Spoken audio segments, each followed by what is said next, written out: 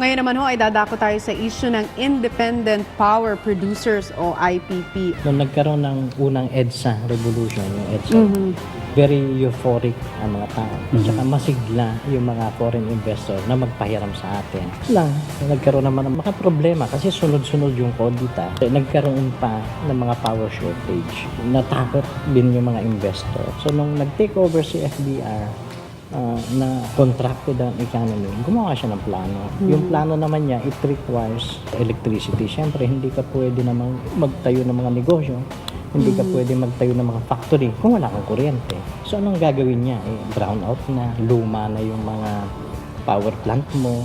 So, ang ginawa niya para magkaroon tayo ng power, kinonceptualize niya yung BOT, Build, Operate, Transfer. Yun yung basis ng IPP.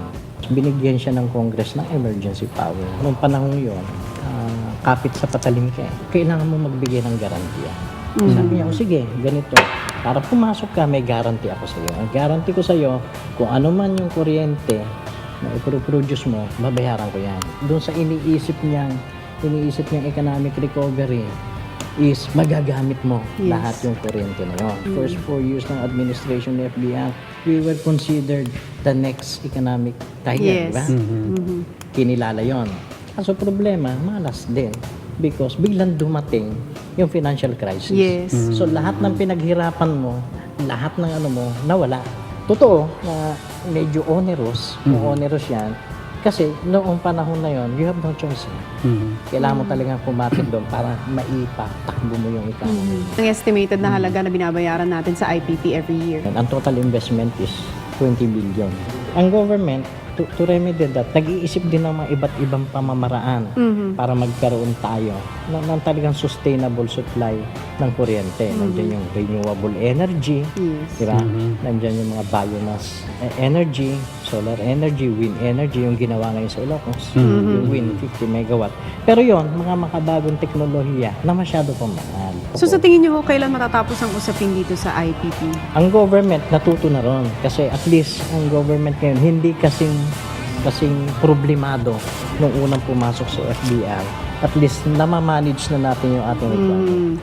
So makakasiguro kayo pag pumasok ang gobyerno ngayon sa mga contract, hindi na take or pay, hindi na onerous, kundi more on beneficial na sa government. Attorney De Guzman, maraming salamat po. Naliwanagan ako ng husto sa MRT3, na IA3 at maging sa IPP. Maraming salamat po. Okay. Thank you rin. Salamat. Importante. Importante maintindihan natin lahat na ginawa ng MRT3, NAIA3 at ng IPP dahil sa tindi ng pangangailangan. Ngunit dahil sa kakulangan ng panahon na maiayos ang paggawa nito, hindi agad na umpisahan sa 6 na taon ni Pangulong Aquino, kinakailangan gawin agad ni FBR at kinakailangan solusyonan ng administrasyon ni Pangulong Arroyo. Kaya nga ho, kung iisipin natin mga kababayan, siguro kung mas maraming panahon during President Cory's time para masolusyonan ang mga project na ito instead of fighting Cory's attempts at hindi umalis sa mga investors, nagamit ang maraming assistance sa development after EDSA 1 at hindi na pa kailangan magmadali during the FBR administration. Ako, hanggang kailan kaya bago natin mabayaran ang IPP na yan at ramdam natin ang hirap bunsod ng mga kontrobersiyang ito. Dito pa rin po sa palabas na lumilinaw sa malabo, nagwawasto ng mali at tumutuwid sa mga baluktot na paniniwala. Ituwid natin. Ituwid natin! Again, sa matinding oposisyon, hindi nakakilos ang Cory administration at hindi nagamit ang malalaking pondo mula sa iba't ibang mauunlad na bansa upang gawin ang priority projects para sa sambayanan. Mass transit, energy development, at ang international gateway natin na IA3 Airport. Nagmadali tuloy tayong magawan ito ng paraan ng FBR administration. At katulad ng inaasahan ng kahit anong pagmamadali, ang mga ito ay nagkaproblema na kailangan solusyonan ng Arroyo administration. Just imagine how disadvantageous these were for the country. Tumagal at nangailangan ng maraming effort ng iba't ibang administrasyon para makinabang ang taong bayan. Mga kababayan, mabigat ang mga isyong hinimay natin sa ating programa. Congratulations to Tony for stepping up to the task. Pero hindi pa riyan nagtatapos ang walang humpay na batikos at pagtalikod at pag-aalsa tungkol sa umano'y governance-related irregularities na laging iniuugnay sa mga naging Pangulo natin after EDSA 1 and EDSA 2. Sa Part 3 and final review ng ituwid natin, matutunghayan natin ang mas matitinding talakayan na naganap sa huling 5 episodes ng ating programa.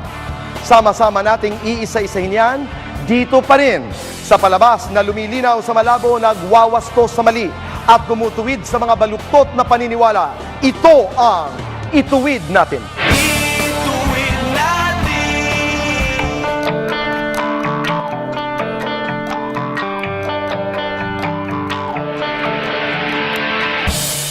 Ilan na nga ba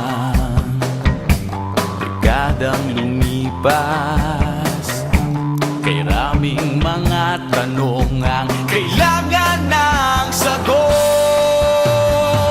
Tama ba o mali at totoo ba o hindi? Ito na ang panahon, ang pagkakataon, at huwag na nating palalampasin. Ituwid natin.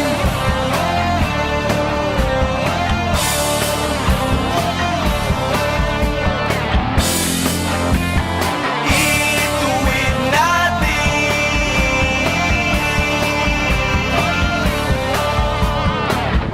Ituwid natin. Huwag na tayong magturuan, magsisihan o magbulag-bulagan. Ba't di natin simulan? Pagkukulang ay punan. Simulan mo sa iyong isipan, baguhin ang nakasanayan, palitan ang lahat ng baliko, ang baluktot na pananaw. At ako at ikaw ang magsisilbing ilaw sa pag-asa di na matanaw. Hindi mo makita parating na umaga, kailangan lang tanggalin ng tuwing sa iyong mata. Atin bang haharapin o tatalikuran lang natin? Ito na ang panahon, ang pagkakataon, at